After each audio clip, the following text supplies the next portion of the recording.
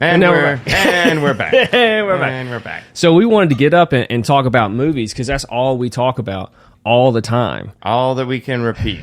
Yeah. And it's might as well put it out there and start having fun with it. For sure. So we both rewatched Unforgiven, which is this classic cowboy movie. It's a classic Western that I had spent so many years not wanting to watch. I'm like, oh, God, like, it's Clint Eastwood when he's older. Like, what am I going to, what am I going to get out of he's this? He's so much older now. He's young. Right. Now he seems, that's more prime. He's like ancient now. Right. You can't, there's a level of old where you become ancient in a way. Right. And so, like, I grew up watching the cowboy movies he did when he was younger. And it's like, okay, everybody says this is the best one he's done. And it's like, but he's done so many. It's like, how is it going to be so much better than all the other ones that are already classic? Yeah, and he'd even directed movies before this, but this was one that kind of put him on the map as like a serious director because nominated and won an Oscar, perhaps. Yeah. Let's look at the Oscars for this. Unforgiven Oscars. So, I'm guessing it was Best Director. It won 4. Okay. Best Picture for its uncompromising approach to the mythology and pathology of the genre. Right. It was also the highest earner among the Best Picture nominees. Let's just go here. Just see all these here. It made a fistful of dollars. Yes. Okay, Oscars for Best Picture. What?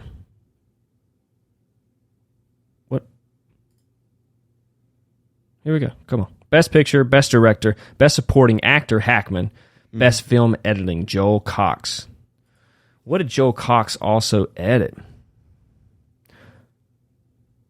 The Rain People?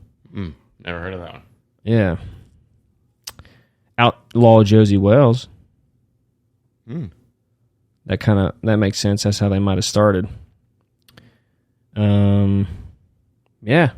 Not too many well-known. Oh. Best Film Editing for American Sniper. Right. That makes sense. Well, cool. All right, so he's old as hell. And I was always telling myself, I don't want to watch another. It's like, it's old. He's trying to be young. And then you watch it and you're like, okay, this is the quintessential. Yeah, it's perfect. Yeah. It is perfect. Perfect casting. Yeah. And it made all the other cowboy movies kind of...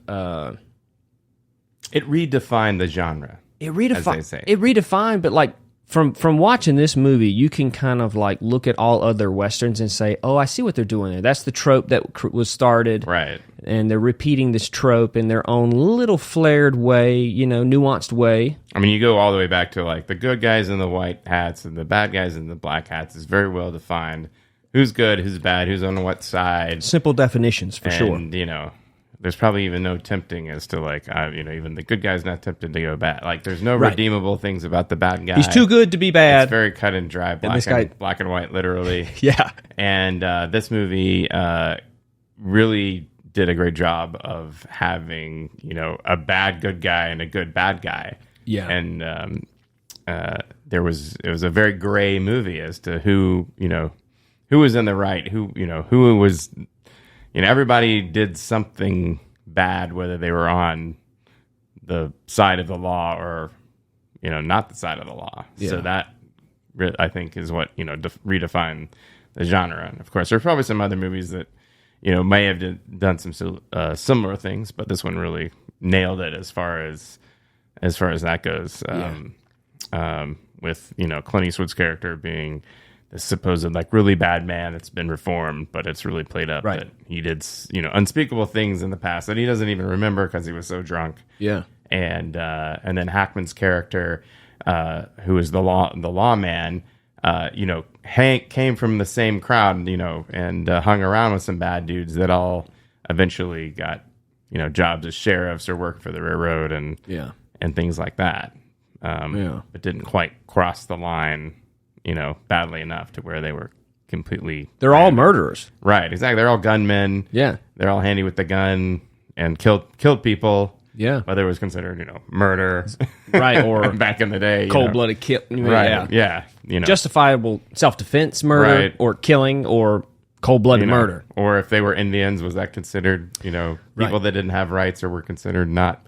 Yes, you can kill as many of them as you want. Right. But see, that's the ability to look at the nuance of morality in certain time periods is a hard thing to do, and a lot of people can't do that nowadays. Right. They think of America and they think of one or two atrocities that were committed in the birth of our nation, and they throw the baby out with the bathwater.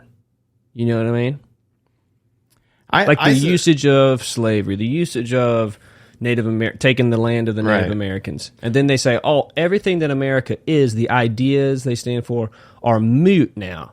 Right. Because of those two things. Well, one thing I always find interesting about these movies, and I think Tombstone's kind of similar, is if a lot of people don't realize that, everybody romanticizes the Old West of like, everyone had a gun and therefore everyone was nicer. I was like, no, I don't think that was true at all. People were shooting each other and getting killed all the time. Sure. It was pretty horrifying time, and everyone says, this gun tamed the West, especially or when whatever. You can get away with it more, right? Or but eventually the West was tamed into a civilization. It was by getting rid of all the guns. So you didn't have to. You felt safe that you didn't have to have one. And both Tombstone and this movie, they play a big part of like the ordinance in this movie that plays a key role is that there are no guns allowed in Big Whiskey. And so everyone's supposed to turn their gun in. It's not really clear about what the process of how they do that. And of course, if you don't turn your gun in, the sheriff, beats the hell out of you, or worse. So because he's got a gun and you can't. Right, do and then the same thing in Tombstone. That was the kind of the central crux of they didn't want guns in Tombstone, and the gang of the cowboys didn't want to abide by that law, and so Earp and his guys were trying to enforce that law, or that's what they were doing above, in the legal front. But it was also about revenge, but that was kind of the crux of the conflict between the people. And in Unforgiven, it's not so much that is the conflict that happens, but that is a big part of how things play out. Yeah. But the prime incident that sets everything in action, and I think that's one of the things that makes this a great movie, is because this one thing happens: the drunk cowboy cuts up the prostitute, right, and that puts a series of events in motion that otherwise wouldn't happen, and that one event changes all these people's lives from far away, because this kid that's William Money is Clint Eastwood's character, and let's break down the story. Break down the story, and so at the very beginning of the story, we're at a whorehouse, a billiard room, right, billiard place, but billiard room, and these prostitutes are sleeping with cowboys. This one cowboy gets mad, apparently because the girl laughed at the size of his penis, right, and he loses it. Right. And starts cutting her up. And he's probably drunk. He's probably drunk too, right? Cuts her face, right? He didn't cut anybody else, it was just her. It was just her. And he has a friend with him in another room that didn't really do anything wrong. But he didn't restrain him either. Right. I forget that. He might have tried, and I think the guy pushed him away, maybe. Right. And then he didn't. And then the woman had to jump in, I think. Jumped on him. Well, the owner, the Skinny, owner. I believe his name, he was referred to, the billiard pool, the bar owner. Right. He came in and broke it up. And then they Gene Hackman is the sheriff, right? Is he the sheriff or the marshal? I forget. Marshal. Yeah, I guess so. Marshal. What's the difference? We'll call him the marshal. Marshal. And he comes in and he ties the men up. Right. And he's like, what happened? Trying to get a case, and he decides against physically punishing them by whipping them. He's originally got his plan is to whip them. To whip them a bunch of times, and the head prostitute, the head prostitute, the madam, let's call her, says that's not enough. Right. Like, and he's like, well, whipping ain't like a light thing. Like, and if you never, I've never been whipped, but it's it can be pretty brutal. It's what's a good word for it? It's emasculating. Well, it's mutilating. You're gonna have deep cuts in your back and scars, and it's it's gonna take a long time to heal. Yeah, it diminishes your pride at the moment, for sure. Sure, yes. So, it's pretty much the maximum of physical punishment to be whooped by another man that was dealt out, by the law at the time. Yeah, and what is it? Public floggings have always been a thing. Well, it's a thing on naval ships in the era before that. Like that was the standard punishment of whipping people that were insubordinate with the cat of nine tails or whatever.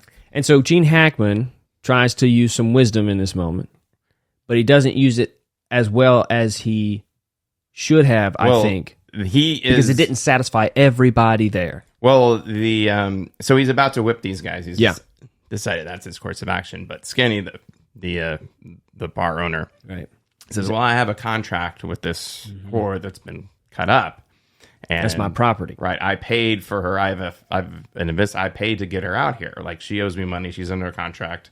I've paid out money. So these, it's And then Hackman Scarrett goes, property.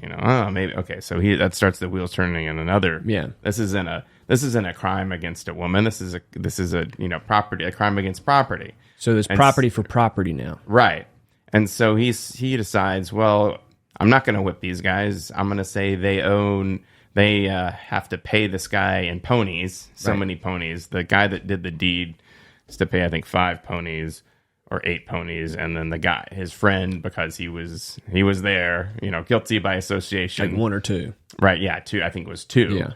Has to pay the bar owner. So the whore that was gets cut up gets nothing. In damages, and they don't get whipped either. Mm-hmm. So the crime of assaulting, and the madam was like, you ain't even gonna whip him, right? Like literally what she said. She wasn't originally satisfied with whipping. She didn't think whipping was enough in the first place, and now he's not gonna even do that, right?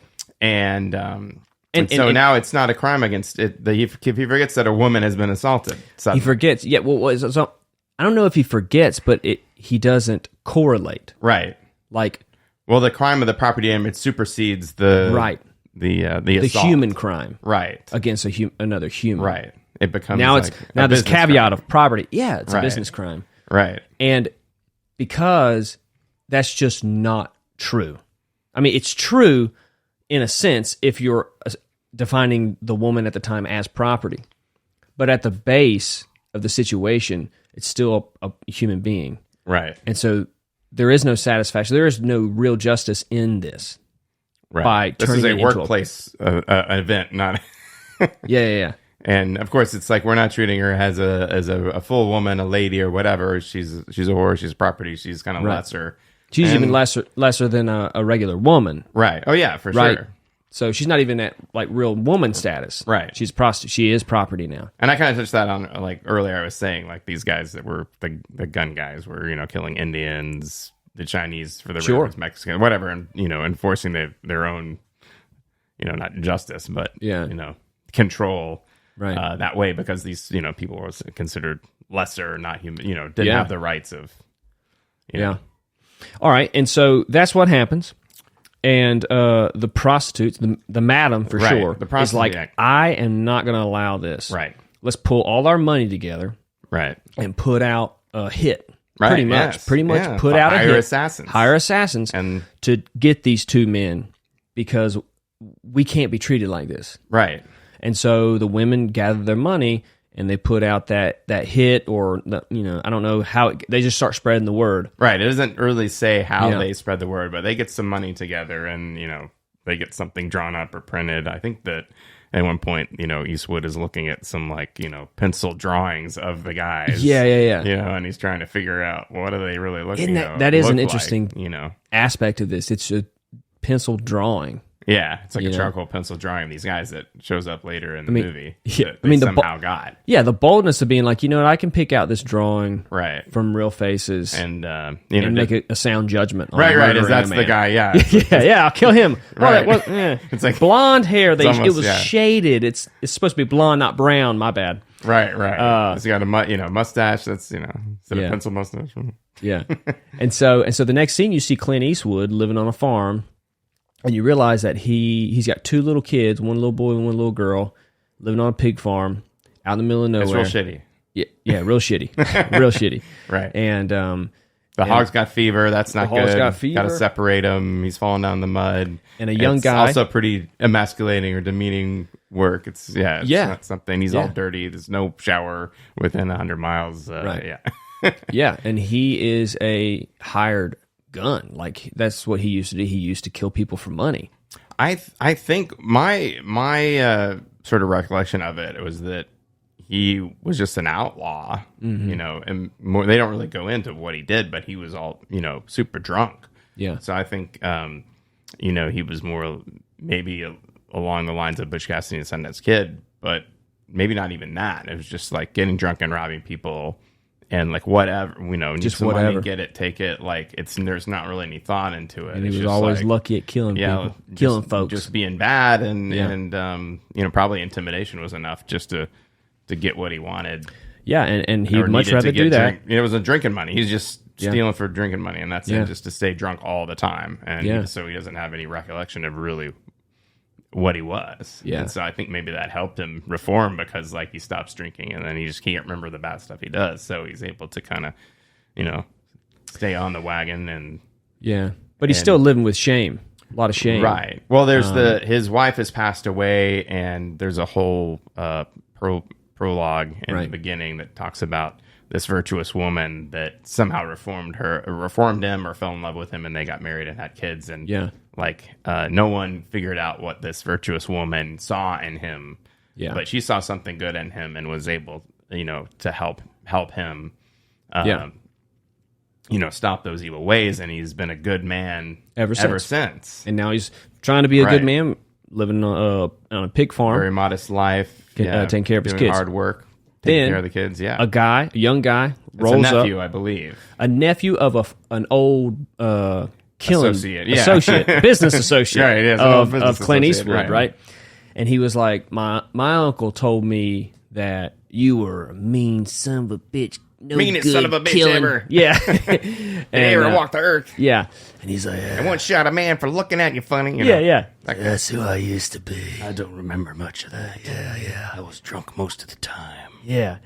And so, but the kid's like, it's $2,000 or something like that, or $1,000 or something like Big that. money back then. Yeah. I can't remember what it was. He's like, but I think we'll split it. I think the prostitutes were like, we can put up we can put up 500 now, and we'll get the rest. Yeah, I don't even think they had all the money. Right. Yeah. That they were proposing that they had. right. So then the kid convinces Clint Eastwood to ride with him. Well, this is the interesting part, actually, because the kid does not initially convince Eastwood. That is true. That is true. The kid tells him, what the deal is. There's this much money for Yeah. these guys, and he over exaggerates. They cut off a whore. They cut her tits off. They cut her legs off. They cut her. He goes into. There's this exaggeration that because Yeah, a it lot is of this true. may be word of mouth. Like who Yeah. knows? They And don't Clint get Eastwood's into Like, God, really. Yeah, he's like, God. her tits. Her tits too. Yeah, awful. Yeah, that's the one thing that kind of the movie leaves out, is how do these hits and this information actually get the word spread and everything back then. So, but yeah, Eastwood says, I don't do that anymore. And good luck, kid, or whatever, Yeah. And the kid says, well, if you change your mind, I want to be in such and such a place. Yeah, And, I'm heading south or, or north, this I believe direction. it's like, right? Yeah. North. North, I believe, yeah. You'll find me on the north path. This place or this strip, whatever. Yeah, you find me here, something like that. Yeah. So, and I don't know if he mentions Ned, which is his buddy. friend, buddy. Morgan Freeman. So, I think at some point he said, "I'm not doing this without Ned," and was my buddy back then. So he goes to Ned's place, and Ned's same deal. He was a bad guy at one point. Now he's a good guy. married a Native American woman. Right. And She's kind of changed him a little bit. right. So they both, retired from their, awful Killing ways. ways and got reformed and are now, homebodies. Yeah. So he mentions this to Ned. He's like, well, I'm not doing it without you. And, I'm thinking of doing this. And They cut her tits off. right, yeah, they cut her tits off. And Her then- tits. Well, say no more. Say no more. Right. I'll grab my rifle right now. Right, yeah. And Ain't so, nobody cutting tits around but me. it's the same thing. Ned's not quite convinced. And of course, like back then, this was a big ordeal. It's not something you're just like, I'm in, Yeah. Money, tits, all right. Killing men? Let's Right, go. yeah, let's go.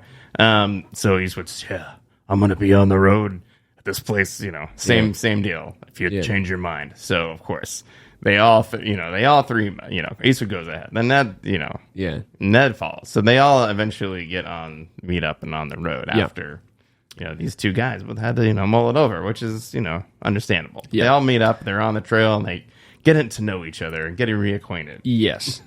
And the thing about Clint Eastwood's character is he's always downplaying the significance of how many people he killed, the way he did it. You know, the boy at one time at the campfire one night, he's like, "Didn't you kill 5 men or something like that?" All at once. I don't remember. I was so drunk. Right. That was Drunk another most of time. the time, all the time. Yeah, and then the next day, Morgan Freeman gets up, and they're riding off, and he was like, "I was there with you that night. I thought you killed 6 people." And he was like, that was another me. Yeah, that was another guy. Yeah, so he's always downplaying himself all the time.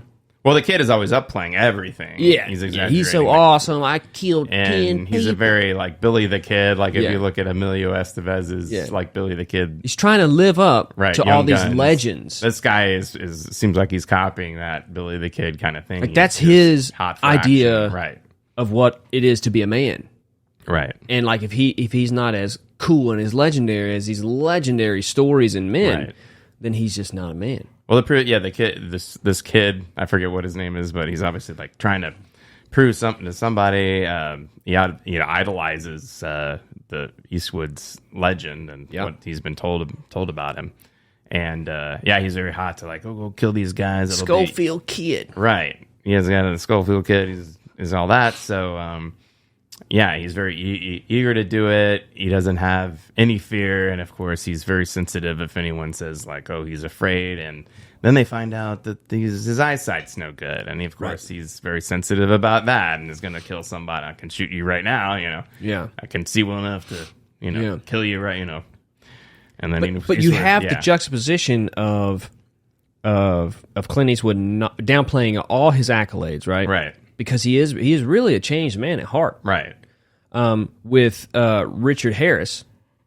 Right. So then we have Richard Harris. Richard Harris coming shows up. He's this British very kind of effete, gentleman, snobbish gentleman, making and- fun of Americans Right. and like, you have a president, but we have royalty. Right. We have a queen. The McKinley had just been shot, Yeah.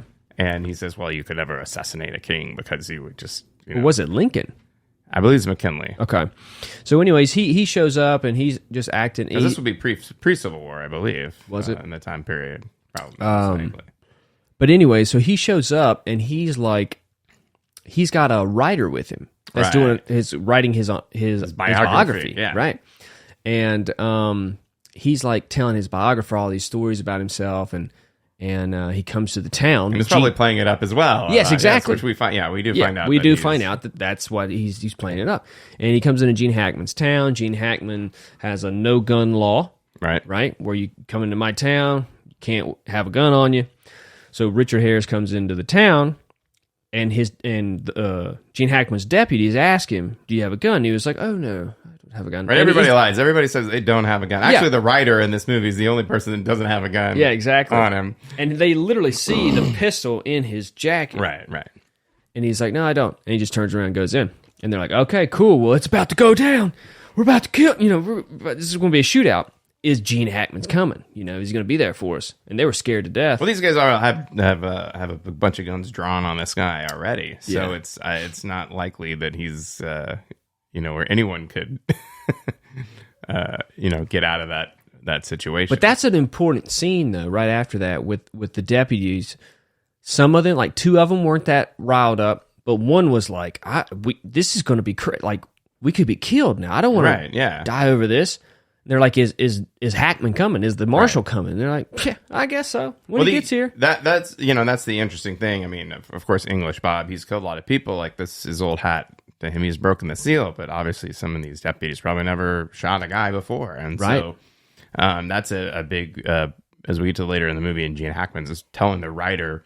Yeah. Like, here's what it's really all about. Right. It's not easy to shoot a man in this situation. Like, if you draw too fast, you're gonna miss. Most of the time, these guys were really drunk, and we'll get to that. But right after that scene, then Richard Harris, English Bob, comes out of the barbershop, and Gene Hackman's there with the deputies. So they're cool. They're good. Everything's gonna be all right. Gene Hackman's there. Right. And Gene Hackman calls him out and is like, "Hey, English Bob," and they know each other. Right. So English Bob is becoming hesitant. He's like, "Oh, I know this guy." Like, he's a real killer. Like, these other guys, might be able to intimidate these guys, but I can't intimidate Gene Hackman. He's the real deal. We came up together. Little Bill. Little Bill. Right. Yeah, Gene Hackman. So anyway, so Little Bill, they take his gun. They take English Bob's gun, and then Gene Hackman just hauls off and punches him. Right. And English Bob's not going to fight back because he's got all these deputies with a gun on him. Right, guns on him. So Gene Hackman takes advantage. Right, yeah, he's having the guns, bullying that guy. Yeah, yeah, and maybe rightfully so for being like, hey, for lying. Yeah. Well, this seems to be, and that's the moral gray area. It's like, should he have gone an extra step? Well, today's world, that would be police brutality. Right. But if you're trying to send a message, that's a great message to send. And English Bob's never coming into town like that. Well, let's not forget that Hackman assumes that English Bob is the assassin that's come to kill the guys for the reward. Right, and that's why he's being so physically aggressive. He's going to send a message. Right, he's going to. It's a deterrent to anybody else that wants to come to this town to take these whores up on their offer to kill these other 2 cowboys who cut up that whore. Right. You come here, this is what's going to happen. And even I'm going to do this to English Bob. Who everybody knows is English Bob. If I can really beat him up, everyone will hear about it. Like, he's not a nobody. So there's that. And I think it's probably... So there's justification there to not bring more chaos to his town. Right. But it's because of the lack of punishment, of right justice that he dealt out on those cowboys at the very beginning. Right. That's causing this machine to start churning. Well, and also he resents the whores for putting out this bounty because it's like they're taking the law into their own hands, and that's his purview. Like, I've already decided what the punishment is, and it's done with, it's taken care of, and now you're by hiring this, you've like superseded my authority and judgment, and you're gonna bring some killers in here. They're gonna kill probably more than these guys because look, they've got pencil drawings. They're probably just gonna kill all. Who knows what's gonna happen? A lot of chaos is coming to this town, and it could be multiple assassins. Like a bunch of different guys could show up, and they could get mad, like kill each other to keep them, to get the reward. So. And that's very problematic when you, as a singular person, is looked to deal out justice on everything. When you he's the judge, jury, and executioner. Yeah, he's the dictator of this town. For what goes on. It's the ultimate authority. Like they're and people are always going to. I mean, that's why. Coming to some type of consensus with multiple people who are well educated on moral decision making is vastly better than having one person because they're always going to be. I mean, people are flawed, right? Well, and back then, like most people weren't educated, and you don't really know the educational background of Little Bill, but and it's way easier to kill one person. Sheriff keeps making these decisions. All right, well, let's start talking. Let's get a bunch of us together and we'll ambush him, Well, that's the interesting thing about, like, going back to, he has those 2 guys, I guess, tied up in the bar. Like, he doesn't arrest them or detain, doesn't take them back to the jail and detain them. He's just going to whip them there and, I guess, just let them go. And there's no, there's no due process. We're not interviewing witnesses. Right. We're not going to detain these guys while we decide what to do. Like, take a minute. Yeah, yeah. He's just like, okay, we're going to do this. No, wait. He has a good point. We're going to do that. Yeah. And nobody gets to argue with me. Right. And that's what it's going to be. Like, and I have spoken. Yeah. Right. But to be a sheriff or a marshal, you have to be that way in some sense. Like it's like a prerequisite for the job. You have to be decisive. You can't be wishy-washy. And you can't take that much time because people are gonna, people are coming after you. Certain like things, hard decisions, hard lines have to be drawn very quickly. Right. And because of that, there's always going to be an issue eventually. Right. And this is what this story really exposes. Even though he's trying to be good, he's trying to do a good job as a lawman. Right.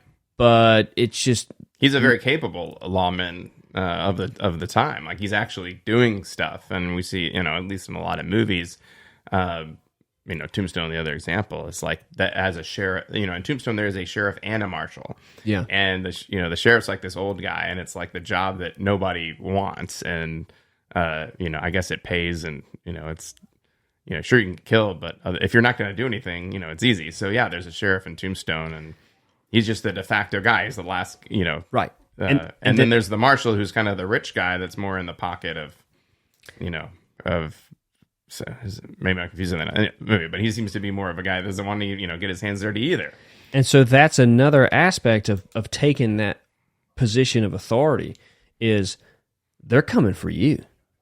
Right. That's like Rio Bravo, right. El Dorado, those John Wayne movies. They make a stand against a gunman that came into the town, and they shoot him because he was doing something wrong. And then all his posse is like, "Oh yeah, well we're going to come to your town. There's more of us than you, the marshal, and your 2 deputies." Right. Right. And so, yeah, a lot of times it's up to the marshal, the sheriff, to raise a posse of guys and pay him something and arm him. And I think there is a scene in Unforgiven where Little Bill is doing that because they do know the assassins are there, right?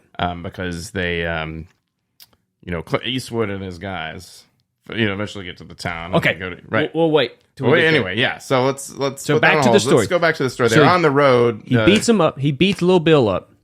Or Little Bill beats up. Little Bill beats up Duke of Death. English Bob. The Duck of Death. The Duck of Death. Puts him in. Death, I says. Yeah. He takes him to jail. Puts him in jail. Right. Then exposes to his writer. Right. All the lies that English myths Bob of the Old West. Yeah, has been telling this writer because Little Bill, Gene Hackman, was there. He saw something. He was like, no, it wasn't. They didn't call him 3 guns or what was it? 2 guns. 2 guns. Yeah, 2 guns. Because he had 2 guns. It was because his dick was so big. It was longer than his gun. Yeah, it was longer than his gun. And if he had 2 guns and not a big dick, he would have been alive because his gun misfired, which was common for that model at the time. Right. Shot his foot. Right, trying to draw too quick, and then he fell down. And then the next shot missed because he's drunk, and then he takes careful. And then English Bob shows up and just walks up, shoots him on the ground. Well, his gun, is the 2-gun guy. Gun misfired. Yeah, it blew up in his hand. It blew up in his hand. That's right. Yeah. So not only is it not working anymore, I'm sure he might not have a hand left. Yeah. So he exposes. So Gene Hackman exposes all the lies of English Bob. Right. And the writer's like, "Oh wow, this is the real deal. This is the real guy. I should Gene be writing Hackman. about him. Yeah, I should write about him. That's true." And then they go back to Clint Eastwood and the kid. Let's just hang a little more on this scene because I think this whole scene where Hackman and the writer and English Bob is been beat up really badly, so he's just kind of groaning and isn't saying much. But Hackman is having this almost like kind of a fencing match, a duel with the writer because the writer is like, well, isn't it like this? And I'm a writer and I interviewed these people, and Gene is Hackman's trying to set straight, and there's actually a very tense moment where Hackman's like, it's not easy to kill a man, and so see that gun, pick it up. He tells this writer who doesn't carry a gun, who pissed his pants earlier that day. pick the gun up, and he's like, is it loaded? Well, it wouldn't be any good if it wasn't. So he's like, yeah, point it at me. And he's like very calm, and he's not afraid of this guy at all. Right. And then the writer, using his superior intellect, is so what if I give it to him? Right. He knows how to use it. Yeah, he knows how to use it. I'll give it to him. And then Hackman's like, yeah, sure, give it to him. And so the writer offers English Bob then perks up. He's like, maybe I've got a chance to get out of here. Yeah. But then he thinks it over, and he's like, no, this is a setup. Like, I'm lucky to be alive. I could have been shot earlier. Yeah. And so he doesn't pick it up, or he may not think it's even loaded. He may think it's a trick, because I think at some point it would have given Gene Hackman every excuse to kill him, to shoot him. Yeah, so that would have been actually easy. Double damned in that situation. Yeah, yeah. So, and I think that shows Hackman, unloading the gun on the bullets dropping on the floor or something like that. And Bob's like, should have taken it. Like, maybe he didn't think it was loaded. Yeah. So, but that is interesting. The part of the writer to even decide to give it to English Bob. That I feel like that writer, and then we see him at the end. We'll get to that with him and Clint Eastwood. But his ability to kind of survive amongst these physically imposing men in this world of that's ran by these physically imposing, very angry, gun wielding men is an interesting violent men. Well, violent men. Yeah, because he can't be. He's just not. He's not that physical. He's more cerebral in his approach to life. Yeah, yeah. And a city guy. He's got fancy clothes and yet he still tries to play the side that's going to allow him to stay alive. Right. He's not in a moral way. Right. But in as a I will survive no matter what. Well, he's trying to figure out which horse to back at this point, and he had what's that? The writer, right? Yes, yeah. Yeah, the writer's still trying to figure out. He wants to, he's an intellectual. He wants to, test these guys. I've been fooled once. This guy told me a lie. Maybe this guy's full of shit. And he had been with English Bob for a while, so he might have still been like, what am I going to do here? Am I going to stay with English Bob and write his story, even though I know it's false, or, try to convince Hackman, hang around with him. So he's almost like creating a scenario for these two guys to prove to him, right? Who is because he wants to see it, more so than hears tales about it. Like he's sort of like this voyeur. Yeah, and I'm surprised that he was not shot dead in this movie. I'm surprised that that didn't happen. Never picks up a gun, right? So, or he does. I mean, well, he does in this scenario, but other than that, like he doesn't know how to use one. He's not a killer. Yeah. And I think that's the one of the points the movie's trying to make, is there's guys that are killers and the guys that aren't. Yeah, but I know, but like even at the end, like the writer was trying to keep Clint Eastwood talking while English Bob was coming too. Right. He's a very crafty guy. Yeah. Yeah. And he's trying to, I guess, he's trying to figure out which horse to back, and he wants to, what is it? Spread his hedge his bets. Right. And I think a good writer would want to be divested of the outcome. Right, but just a totally untrustworthy person. Yeah. He's I mean, completely. His allegiance is to whoever is the most baddest, exciting, best killer. Right, because that's the book he wants to write. He'll write their book. He'll convince them that he should write their book because they're amazing. And blah. And that's going to make him famous yes. as a writer. Yeah. But he wants to find that gunfighter that's the real deal, the baddest of them all, the best story. And the best story is going to come from the guy who killed the most dudes and is the most evil, or the best at killing people. Yeah. The mostest of the greatest, Yeah, that character is very interesting in this movie. And that guy plays it so well. Yeah. Okay, so everything happens in the jail cell.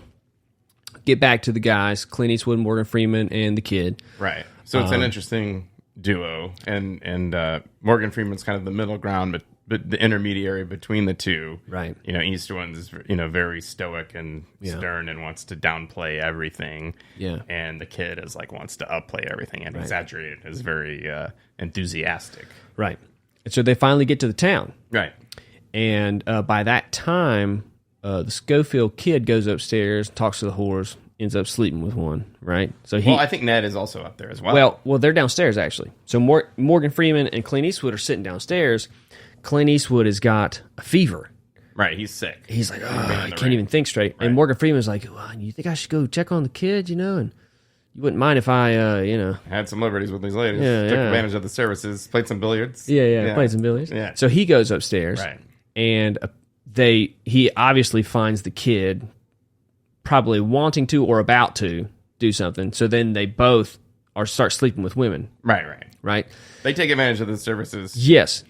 So while they're distracted. Yeah, so they're distracting. They're distracting themselves. And then Clint Eastwood is still down there just like shaking. Gene Hackman comes in because the deputies have seen these guys come in. They're strangers. Obviously, they did. Everyone's armed. Like this is the game that they play. This is the game. This is what I kind of alluded to earlier. A certain type of man comes in here. He tells you he doesn't have a gun.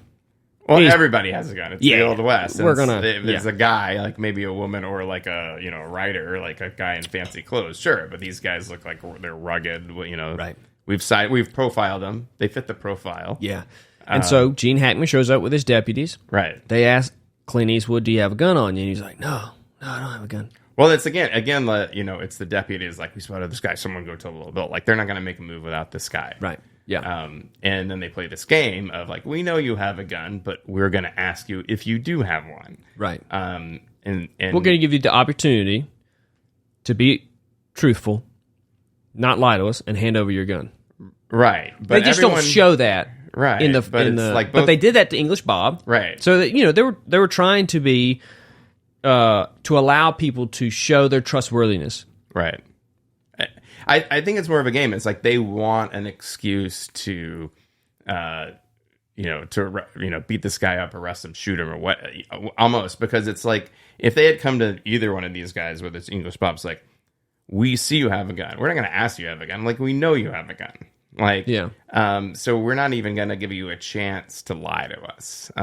If they just say, we know you have a gun, this is going to go one of two ways. Either hand your gun over or we're going to shoot you dead. I think that would have been a more honest, effective approach that wouldn't give the guy any wiggle room to say, no, I don't have a gun. And then that's a good point, maybe. And then at that point, he kind of has they don't have any choice to say, well, now they're going to say, well, we know you have a gun. Yeah. And give it up. Do you have a gun? If you lie to us right now, we're going to shoot you dead. Right. Do you have a gun? Well, no, give it over, give it up or if we're you going got to shoot one. you. That's your two choices. Or make it pretty clear. Let us pat you down. Right. That's the only way. Right. But they needed a pat down back in the day. I guess. Well, this is sort of ties in what I was saying about how a lot of sheriffs just like they're the only guy that could do the job, and they most likely were not going to confront everybody all the time. All the time. Mm-hmm. And it seems to me like both English Bob and William Money thought, well, they're just doing their job and of asking me, and they can't search me. Who knows what the legal system was, but you're not allowed to search a guy if he said, and if he says he doesn't have a gun, he doesn't have a gun. So they both assume it's based on word. Yeah, they both seem to assume that even if the gun is clearly showing. They say they have a gun. That's going to. It seems like they both believe if they say they have no gun, they don't have a gun. That's going to solve the problem, and they're going to leave. Like, how dare you? Call me a liar, right? Or something. Yeah. So, So back to the story. Right. So Clint Eastwood says no. He's shaking. Right. Gene Hackman's like, he's got the booze in front of him, which he pushes away. Yeah, it's not mine. It's not for me. Right. Yeah. And he was like, it looks like you're here drinking and you got a gun. So then Clint Eastwood tries to, I don't know, they get into a fight, right? Right. They beat the shit out. I mean, Gene Clint Hackman Eastwood's beats like almost dead or, but sick or something. I was thinking about this, like, if Eastwood wasn't in a fever, if he didn't have a fever, he would probably done better in that fight. Done better, but still he was outgunned. And his friends were occupied. Right. So it's but at the end of the movie, same situation. Wait, let's save it. But you know what I mean? Yeah. So that's what I'm saying. Yeah. That was the great thing about that scene was they put an injury or a handicap right. on Clint Eastwood's character. Right. that did not allow him to win that exchange, that fight. And that's why that made sense. Well, now, in some movies, right, what they'll do is they'll have the hero lose just cause. And then at the somewhere in the middle. And then at the end, finally win just cause. Right. And it's like, in this situation, he was handicapped. Right. And got beat up by these men. And his friends weren't there to help him. And his friends weren't there to help him. Right, so you got multiple things against him. Yeah. But the friends thing doesn't play into the end. Yeah. So, but it really is the fever that he has from that pig farm he had, right? It finally caught up to him. He's sort of not expecting this confrontation either. And especially this early on in the movie. Right. You know, you're thinking this is going to be at the end. Well, the other thing is like, and it plays up against like, okay, they disarmed him and now they're going to beat the shit out of him. Like, it's not like, okay, you know, just detain him and throw him in jail and figure out what the punishment is. Now we're going to beat the shit out of you. You know, it's just standard operating procedure, and it's almost like they you know, by asking the guy if they have a gun, even though he knows it, they're kind of making that more likely that they're going to beat the guy up. Right. So they beat him up. So yeah, they beat up Clint Eastwood, and he crawls out. Right? Yeah, they don't arrest him. He gets away somehow. Yeah, he crawls out. And meanwhile, Morgan Freeman and the Schofield kid jump out the window of the whorehouse because the whore's telling them, Hackman's coming, blah, blah, blah. So you got to jump out the back. So they jump out the back, get on the horse, come around front, pick up Eastwood, and ride off. Yeah. Right? So they go to this little barn or whatever out in the country, and they're kind of hiding out. And the prostitutes keep bringing them food and... Advances. Advances. So Morgan Freeman and the Schofield kid keep sleeping with these women, and kind of like take advances out of the pay that they're going to get, that the women actually don't have. Yeah. So it's good that they're doing that, right? Yeah, and it's helping their cause. Right. But then the cut up girls comes and takes care of Eastwood and offers him, as something, you know, because she's like, thank you for showing up to because I'm the actual one that's being, you know, avenged here. Yeah, and you guys have come to avenge me, and just out of her nature of what she has become as a prostitute, she offers that service to him. She offers sex to him, and he's just, I can't, out of respect to my wife. Well, she and then she says, well, I didn't mean me, I meant someone else, like because of my scars. Well, but she did. Yeah. Well, I mean, you know, they both are kind of not completely honest with each other. Yeah. So it's kind of like you're talking to a girl and you're like, yeah, you know, I think we should do this again. And she's like, yeah, but I just don't want to date yet. And you're like, oh yeah, me either. I don't want to I don't want to date at all. Like, I wasn't suggesting us date, or I just just hang out. Nothing. But it's sort of a touchy moment. It's like you're like, you look like me, not as ugly, or just we both have scars or something. Yeah. So that was a nice moment. Right. And it shows you what type of man Clint Eastwood is. Right. Still loyal to his wife. Yeah, his dead wife who really changed his heart. Right. And how he views living. Right. And it gave him hope in a way that he had lived pretty much his entire life without any hope, you know, of someone loving him, I think. Right. And I think she loved him in a way that he was like, I'm lovable. Well, no, and also I'm not going to get that from anyone else. Yeah, and that's actually what's more important. And you know, I'm just thank you for the offer. It's just I can't. Exactly. Yeah. So now just to frame this. Okay. He is a cold-blooded son of a bitch, no good killer. Right. Like he's lived his whole life as a killer, and yet he is treating this prostitute with the utmost respect. Mm-hmm. You know what I mean? So it's like back to where we were saying at the very beginning, the good guy's not that good and the bad guy's not that bad, or they're both good and bad. Well, we haven't seen... You're seeing a more fleshed out antagonist and protagonist. Well, we haven't seen, you know, Eastwood do anything bad. Like he's been this good guy the whole movie. Right. And we're kind of wondering, like, can he do it? Can he, you know... And there's talk with Ned, like, oh, you still got your rifle, but, you know, can they do it? They're kind of out of practice. And then Gene Hackman being the good guy. And the kid is unproven. Like, he's all talk. Like, right. But then Gene Hackman actually being what a regular cowboy Western movie would have as the protagonist. Like, he would be the main guy. Like, Right. if you cut out all the story with Clint Eastwood and you just made the whole movie about Gene Hackman in this town and the guy coming to kill that marshal, or potentially kill the marshal, kill the cowboys, right? Yeah. In a regular Western, that guy would be a purely evil character. He would be wearing the black hat, Right. right? He would just be so bad. He wouldn't have all this other nuance to his character that the Clint Eastwood character has in this movie. Right. Well, I think in a normal movie, the situation, Gene Hackman's character would be the good guy, and he's just trying to figure out what to do, and then, he whatever, maybe he whips the guys, and that causes a conflict between the cowboys and him, and it's like and then it becomes Tombstone. Right. Yeah. It's like yeah. But yet, exactly. Right. But in this one, it gives you a different reason for why this quote unquote assassin bad guy is coming to town. Right. He's got kids. He's actually a changed man. Right. And he's doing this actually rightfully so because of how these men cut up this woman.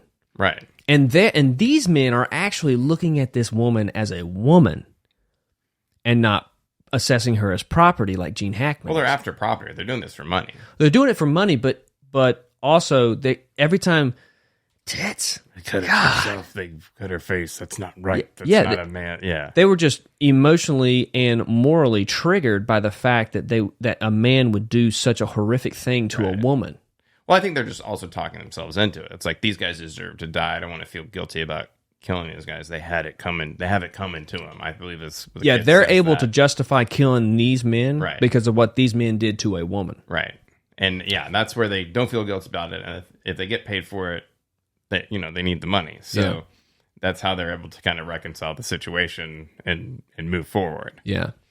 So we get to the part where they've found the cowboys. Clint Eastwood's better. They're up on the rocks. They see the cowboys trying to chase a calf that's out of control. They can't get this calf branded, so they're distracted. And Ned is up there on the rocks, and he's the sharpshooter. A sharpshooter, a sniper guy, and hits the guy's horse, which falls over. And it's not the main guy; it's the accomplice. Yeah, they've spotted, and he shots the horse. It breaks the guy's leg. The guy's trying to crawl into the rocks.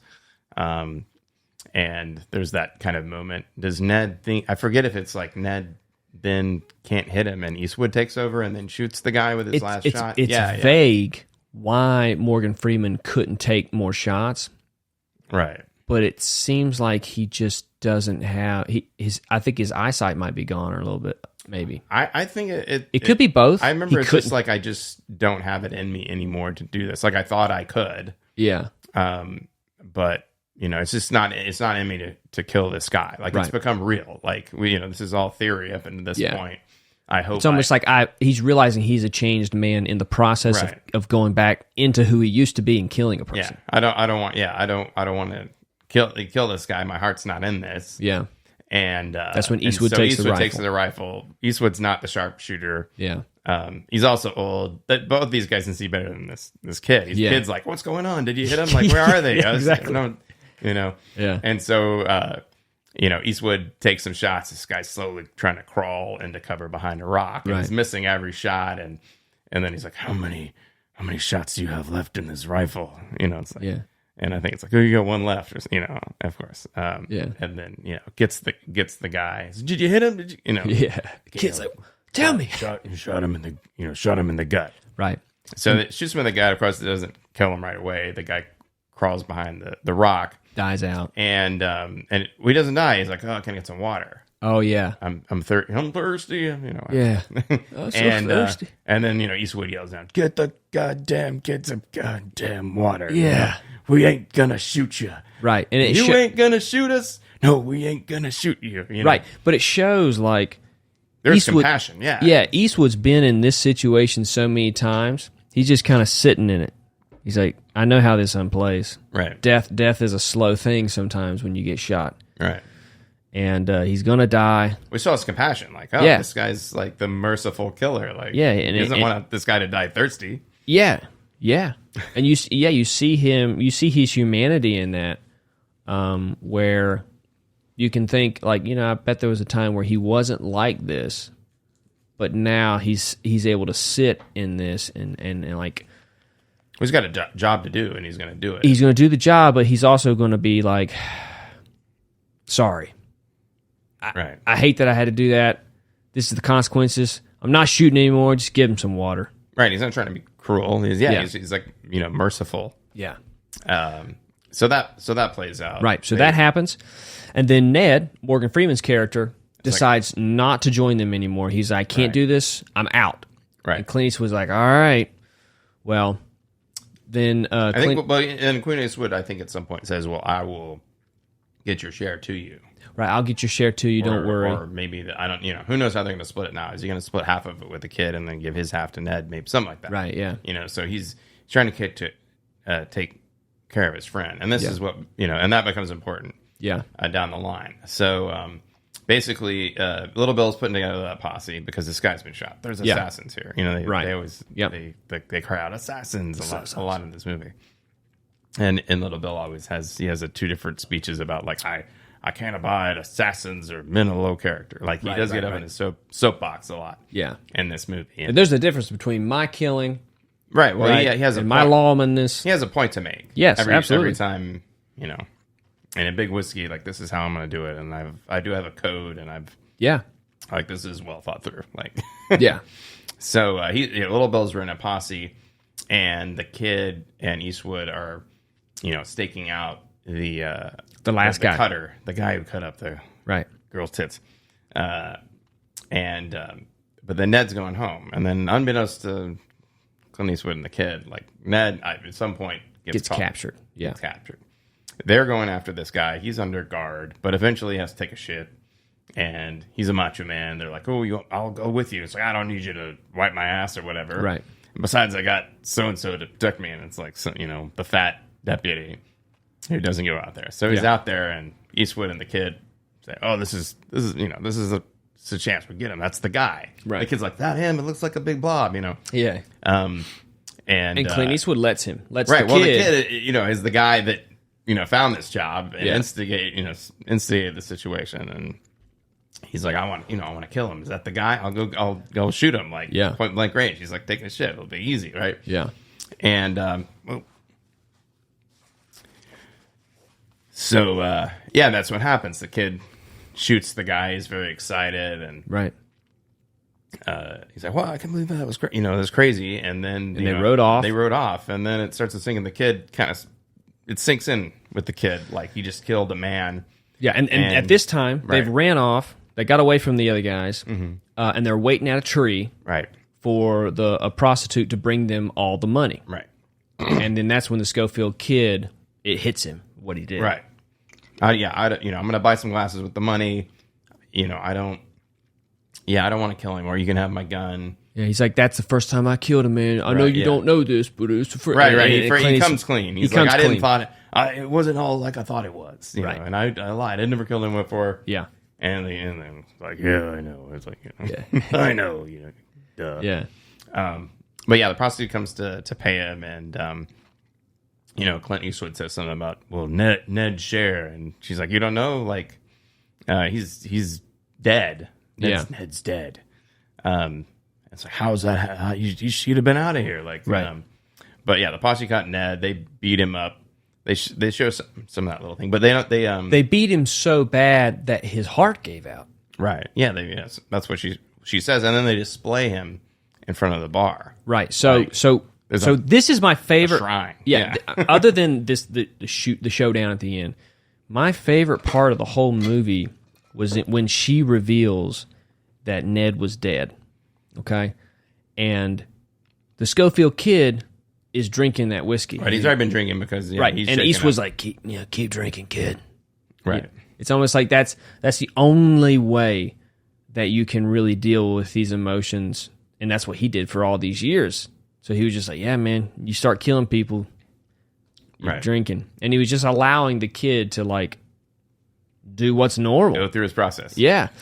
And then the prostitute said that Ned was dead, And the sound editing in that moment is so good because wind is such a factor in Westerns. Right. You know, when two guys are staring at each other and the wind, the tumbleweed goes by, you know. Right. It's just, you can only hear the wind and it almost becomes deafening. Right. In that moment, the sound of the wind, and then even the small sound of the liquor when Clint Eastwood finally starts drinking. The glug glug, you know. Well, yeah, and he's it's not overdone, but we all see it. Like, and he's always been against drinking the whole film because he stopped drinking because of his wouldn't even wife. drink when he was almost like dying of a fever. Like, Yeah, which is, exactly. You know, I guess the medically recommended thing to do at the time. You know? So that's a good point, right? Yeah. All his killing is done while he's drunk. Right, yeah. And if he would have drank that whiskey at that time, maybe that outcome of that fight would have been a little different. Right. Because he wouldn't have felt the effects of the fever.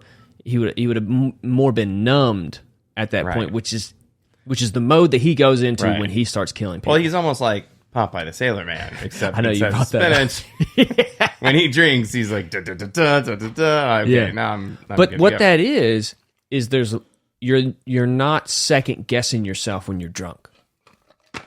And that's what a lot of alcoholics feel. They can finally be honest and speak, a lot of times speak how they feel without holding themselves back.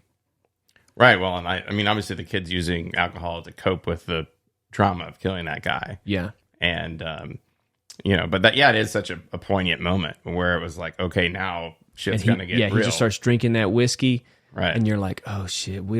He's broken his one rule. He had one rule in the whole movie, and that was I don't drink, basically. Yeah, yeah. And, because I don't want to be the guy that I was. Right. And that's what he did, and I was drunk all the time. So it's a very strong connection between drinking and killing. Yeah.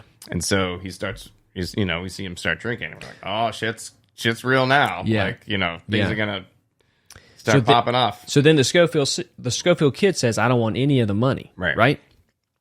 Didn't he say that? Something like that. I think when Clint says you need to buy glasses and he might have taken a little bit of it. I think he gets his share. Clint Eastwood William Money is still honest about money. Honest about it. Like he was trying to get his friend Ned his share. Yeah.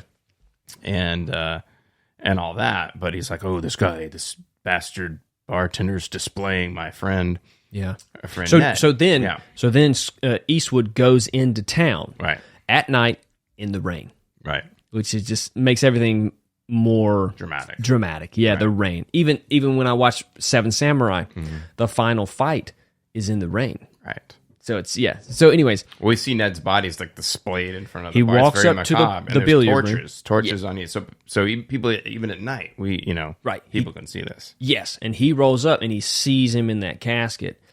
Now, Gene Hackman and the deputies are inside talking about kind of like how successful the town's been, and like, hey, some thumping and like a town meeting, slapping and for the deputies and the marshal, kind of having we did good. We accomplished something. We got another one of them. Yeah, we got them. And it's over. We're gonna move forward and stuff like that. This display is gonna scare off anybody. People think twice before coming in here, and they see that Negro outside. Yeah. We ain't playing games here. Right. Kind of a thing. We're serious about justice here. Yeah. And so then Clint Eastwood just walks in with the double barrel shotgun aimed right at Gene Hackman. Right. And they all turn around and they're like, what? Who's this? Who's this guy? I thought we just got the assassin. Right. And then they probably don't recognize him from earlier. He's a different guy. Right. And then Clint Eastwood kind of asks, who owns this place? Right, exactly, yes. Yeah. Because that person who's owner is displaying his friend out front, and so that's the connection that you own this bar that you're displaying my friend, and he just shoots that guy. Yeah, and he's boom dead, and no one does anything. That's the kind of crazy part. Like in most movies, one guy comes in and there's like 8 armed guys. They just all pull out their guns and shoot him right away. Like there's no kind of standoff, and then so he's but that really does show you that these deputies and the marshal, when you're in that group, that's who you protect. Right. It ain't the owner of this store. It's like, okay, they shot him. Cool. I think it's a policy also. It's like, Hackman's probably like, I can't have these guys going off half-cocked just shooting people all the time. Yeah. So it's like, you don't do shit until I do shit. I forget what movie that is.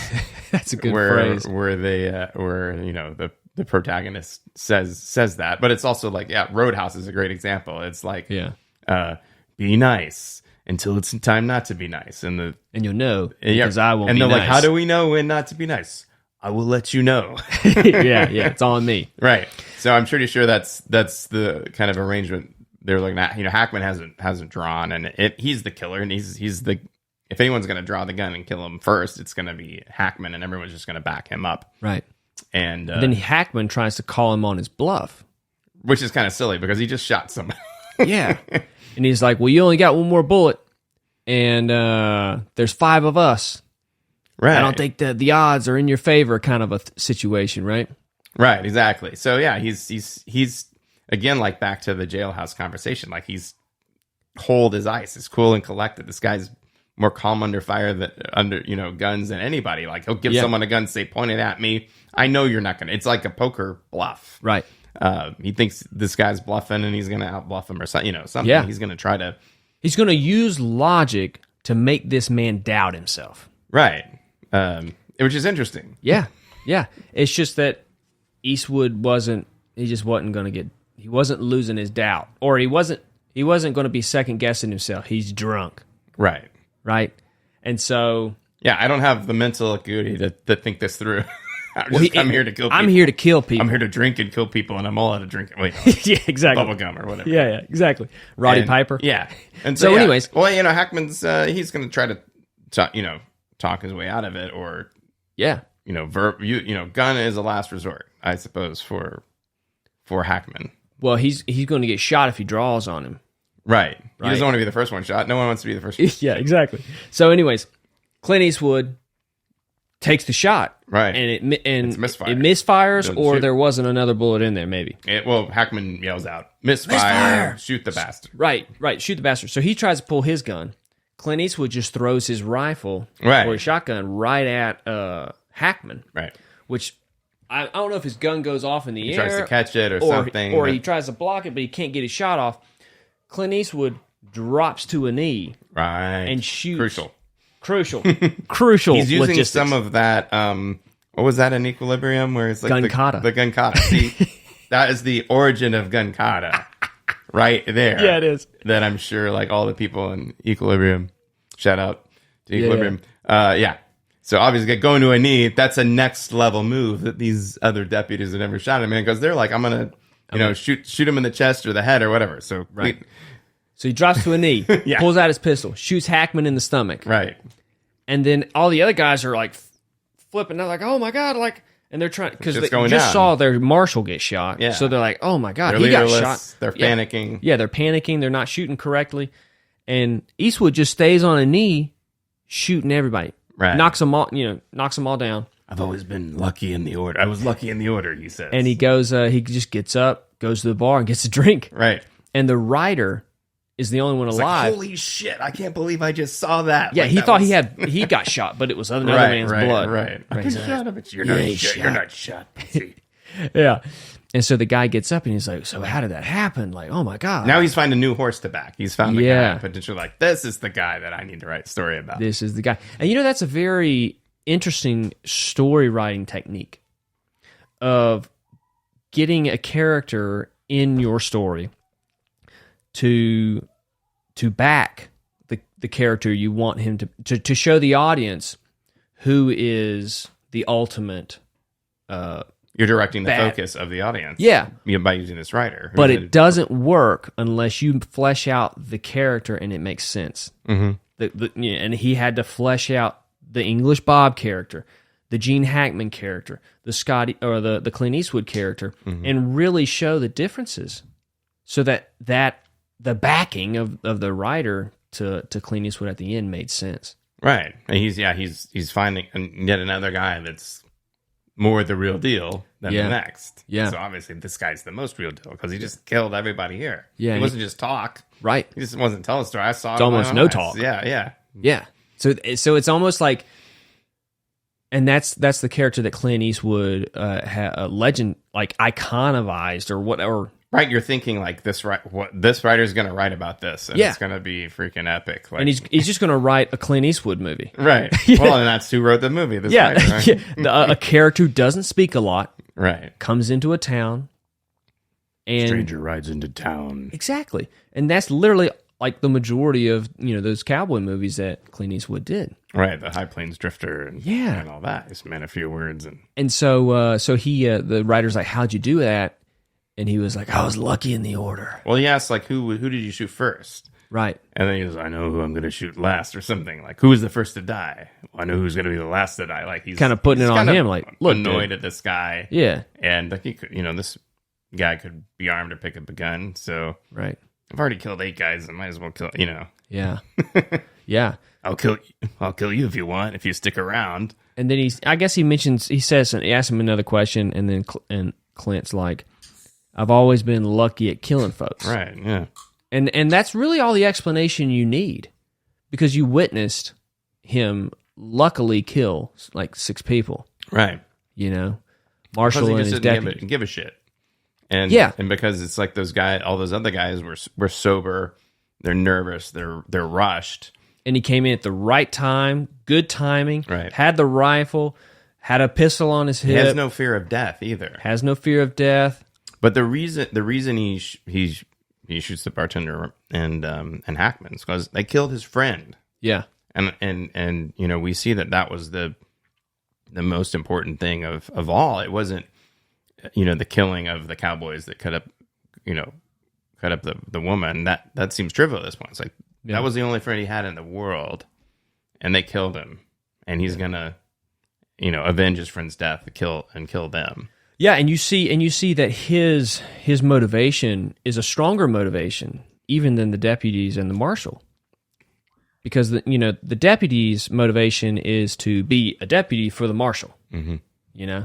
And then the marshal's motivation is, you're going to listen to me no matter what, because I'm the authority. You don't do shit till I do shit. Yeah, exactly.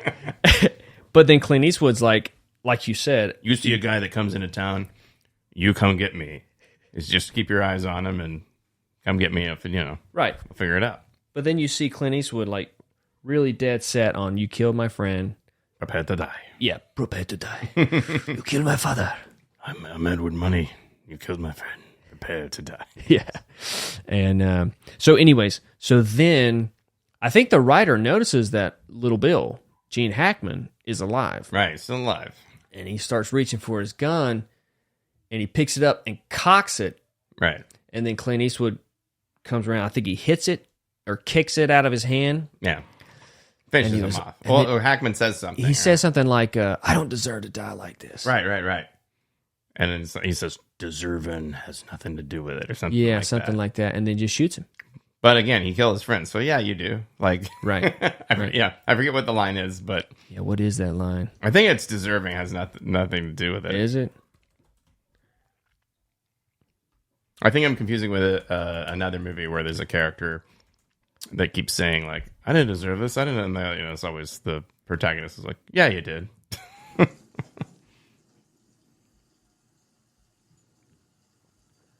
Let's see here. We're going to pull it up.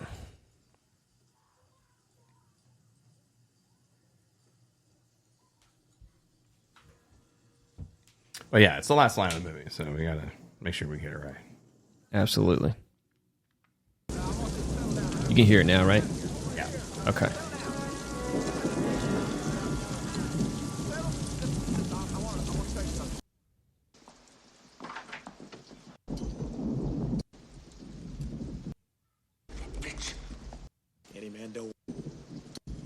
What? He gives people a chance to leave. He's like, any man don't want to get killed, get out.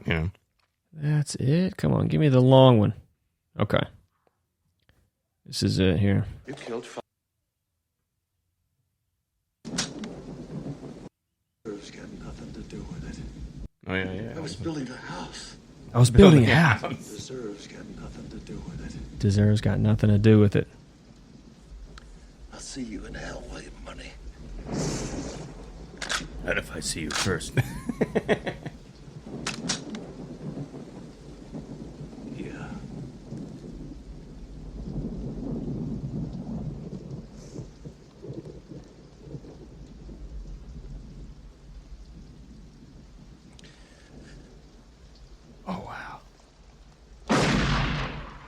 That breath by Hackman.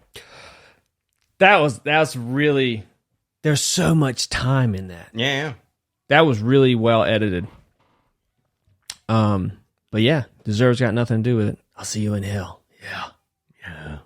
And that's pretty much that's not how it ends. He goes out to the door and he crouches down on a knee and he yells to everybody. He's like, if any of y'all shoot at me, I'll come back and kill your wives, your kids, Your families, families, your donkeys, your horses, your goats, your cats, your cats and dogs. your favorite hamster. Right. I'll kill everything.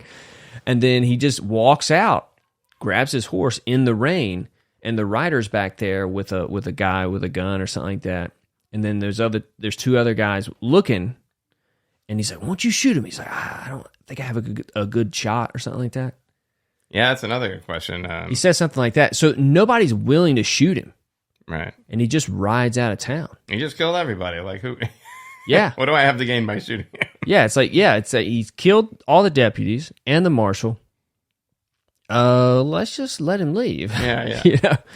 Then he rides out of town, and then the last scene is just that he's back at his wife's grave. Well, site we do see the prostitute who's been cut up, and she's sort of like looks at him forlornly, and you're is he gonna just ride over and pick her up and take like right. There is some chemistry between them. Does she want to thank him? But she has witnessed the events that she caused, or we hired, she has responsibility for this. We hired these guys. This is what happened. They just came in and killed all these deputies. Yeah. And the sheriff, who, she sure didn't like the sheriff, but shit, like that guy was a real, did a good job and was real well respected. Right. She didn't want him dead. She didn't want all those deputies to die. Right. So she probably feels pretty conflicted over, hiring that assassin, and didn't really they didn't think it through. They didn't know what they're doing. They were just out for, vengeance, and they couldn't do it Vengeance is themselves. blind. Right. So, and it was, the exact thing happened that Gene Hackman was afraid of happening. Right. And it happened anyways. And he'd cursed them. He said, "What are you horse thief? You're doing? You're dumb. How dare you? That's hiring an assassin is a crime. Like, you should probably arrest him." Right. Yeah. And it's true. Like, what he was scared of happening actually happened. In its own way, mainly because of how he dealt out justice. Right. Well, that was the instigating event. Like, if he had whipped those guys, Horus wouldn't have hired the assassins, everyone would die. Like, that's why, I said, that's what's great about this movie. Is there's like this instigating event. But every other Western movie that starts out, Rio Bravo, El Dorado, it starts out with a guy in town doing something wrong and getting shot, justifiably so, by the sheriff or the marshal or his deputies, right? And then the word gets out that he was the brother of so-and-so, head of the posse of so-and-so, and now they're coming to kill the marshal and his deputies for killing his brother. Right. Right? But they never do what Unforgiven did, which was make that more of a nuanced situation at the very beginning. Mm-hmm.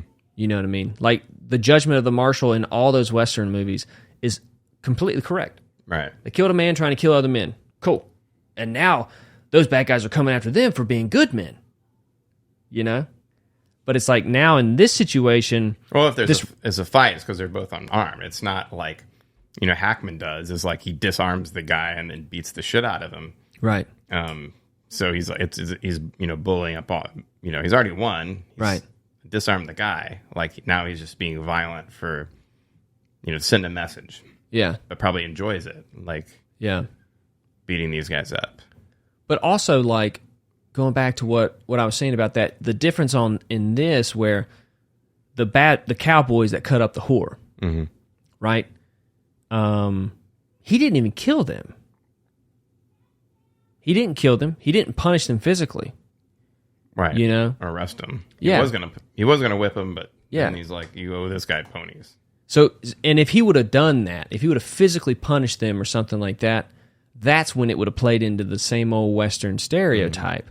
And then now, either those cowboys' men or fathers or brothers or somewhere they're connected to is like, hey, we can't have that type of disrespect Right. on our name. All he did was cut her up. Like, Yeah. they didn't kill her. Like, yeah. Yeah, they're going to take the side of these whores?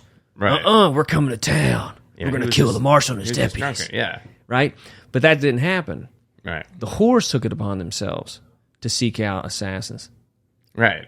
Which is, you don't see that a lot in Westerns, because Westerns is all about dudes seeking revenge for something that was done wrong to them, or guys that were seeking, that guy killed my wife or whatever. Yeah. So it's like the man seeking justice for the woman. In this case, the women are kind of left, holding the bag. They're just like, well, we got to do this ourselves. Yeah. And send out for that. It's something that, a lot of those classic movies don't have women in that role. They're just kind of props almost. Yeah. Yeah, the writer really examined all the aspects of that Western genre and all the stories and how all these characters really do play in to each other. And just in such an amazing way, and that's why this is a classic. Right. I mean, that redefined the genre. Yeah, and now it makes sense. Won all these awards and even Oscars old and Clint stuff. Eastwood. You should watch it. Right. Well, and he seems young by Yeah. today's standards. But there's something about like a movie with an older character. Right. I think there's more truths about story and life itself that you can like express with characters who are who are older and fleshed out. Of course. Well, he has more experience. Things have happened to him, so it's a fuller character. Yeah. That has had bad things happen to them and experiences to draw from and stories. Yeah, you've got his character juxtaposed with the Schofield kid, Yeah. who's on the way to becoming another. He's done Clint nothing, Eastwood. but has bragged a lot about. Yeah, stuff and he has wants to done. become Yeah. what Clint Eastwood is, and he's like, you don't even know the half of what Right. it took to be Right. this person, and I don't even want to be this person Right. anymore. So yeah, we see that the kid has been dissuaded. and Yeah, has what a found- great movie, man. Right. Dude, anything else you want to say about the movie that like we didn't talk about? I think we pretty much covered it. Yeah. I would not sure exactly how other else to I know, right? to sum it up. Yeah, we kind of went through everything. But yeah, it has some really great scenes, and I think it seems to be more realistic than most westerns, because if you look at the older ones, guys get shot once, they kind of grab their chest and die, or they like fall off a banister, they're getting hit by guns and flying back. Like I've told you, like I listened to some Louis L'Amour, who was a very well respected Western writer, that went over like, no, sometimes you got to shoot a guy 8 times before he drops, unless you hit him in the heart or the head. Like he's pumped full of adrenaline, and it happens. The guns misfire. It doesn't. It's there's a lot of ways that Hollywood didn't do it right. Right. The thing that that is unfamiliar about this movie that you're like, well, is this accurate? Was Gene Hackman's system of justice. Like he was going to whip these. He didn't arrest these guys and detain them. He's like, I'm going to whip them right here. Is that something that was happened? Of course, Right. There's always exceptions to rules. Like we don't really know what the normality back then was, other than like seeing Westerns, and we heard accounts of certain things happening. And you know what we kind of glossed over was he asked, well, why did that cowboy cut up that woman? Right. And the madam said she didn't know any better. Right. When he took his pants off, she just laughed at his pecker. Right. I think that's what she said. She laughed at his pecker or his penis or something. And Hackman was like, almost like, of course. She should have known better. Like, yeah. Yeah, and that of should be course- rule number 1 of Yeah, yeah. prostitutes. Don't laugh at the guy's dick. Like, A man's going to take that so personal he'll cut up a woman. right. And he's like, yeah, but I get it. These are decent men. Had a bad moment. Right. They were Woman drunk. laughed at his penis. Right. He overreacted. He's just Give them horses. We'll call it a day. right. These Yeah. are hardworking cowboy men. We need these type of guys for the economy. They're just trying to let off some steam, Yeah. so on and so forth. So I mean, I'm sure there's lots of things downplaying that. So yeah, that is interesting fact, because most of the things that I guess Louis L'Amour was talking about was like, oh, women were like highly respected in the West, but he was talking about he didn't go into prostitutes, but Right. he was talking about like regular like ladies, like Right. because they were a very short supply, Yeah. because it was very harsh environment, so most women weren't willing to come out. Yeah. So they were treated very well because everybody's like, yeah, there's not that many of them, and guys need wives, and so they're trying to treat them as well as possible. Yeah. But I guess once they go down the Well, nobody wants to marry a whore, or Right. a prostitute. But yeah, once they become prostitutes, well, yeah, you're not marrying a prostitute. She's there to perform a duty and a service. So that's where they kind of get viewed more as property. Yeah. Yeah. It's very interesting that Clint Eastwood was able to see, the prostitute that got cut up as more than just a prostitute. Right. It's like sometimes like,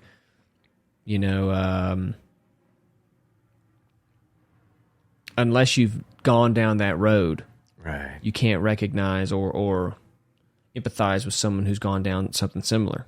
Well, spoiler alert, there is a Clint Eastwood movie called Two Mules for Sister Sarah. Oh, okay. I haven't seen And that. if you haven't seen this, I'm going to spoil the whole movie right now. Do it. Okay, so I believe it's Shirley MacLaine is this nun that Clint Eastwood, the bad man, is escorting across the West to get to somewhere, and she's told him this story, and he's gone along with it.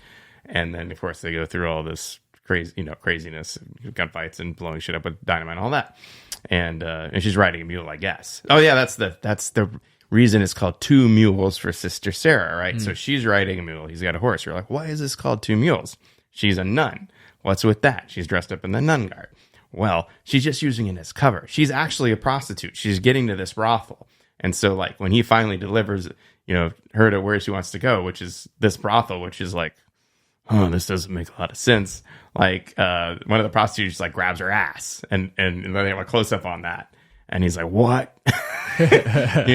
And so he's the other mule, and she was riding a mule, and he was the mule. Like, he Got it. And so she was a prostitute. She was using the cover of being a nun to be treated better because you're Right.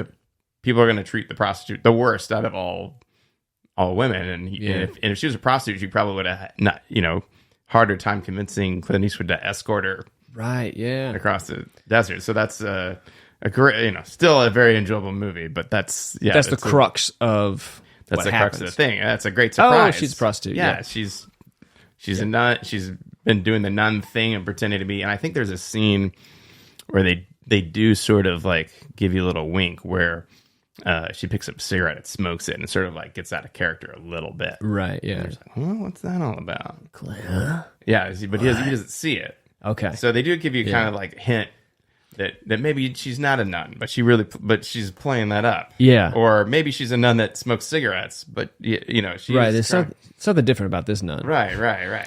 It's funny that the Western genre has been around so long that you can like go through these like reimaginings of like relationships within these movies. Right. The whore and the gunman, and kind of like seeing it from a different perspective, but adding to the genre.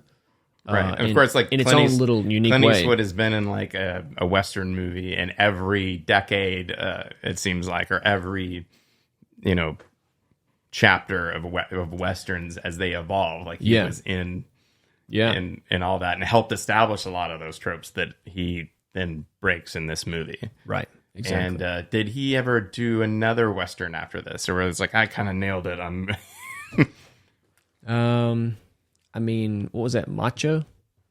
Something Macho? Was it Cry Macho that came out recently? I never watched it. Yeah, I either. never heard it. It's much somewhat about of a Western. Yeah, I mean, I think he kind of aged out of the ability to kind of be the lead guy in that, but he's done some other movies where was the lead. Yeah, exactly. Well, dude, this was fun, man. Yeah, first episode for sure. of Movie Cody Reviews. and BT talk about movies. Talk about movies. Thanks for listening. Shout out to Celsius. And Zevia, if anyone ever wants to Send me a sponsor few us, cases of this. yeah, Appreciate it. we'll be sponsored athletes. We'll be back next time talking about another movie. You won't know what it is. And we might not either. Right. And then we don't know when. Yeah. Don't know what time. Don't know what channel. Right. Exactly.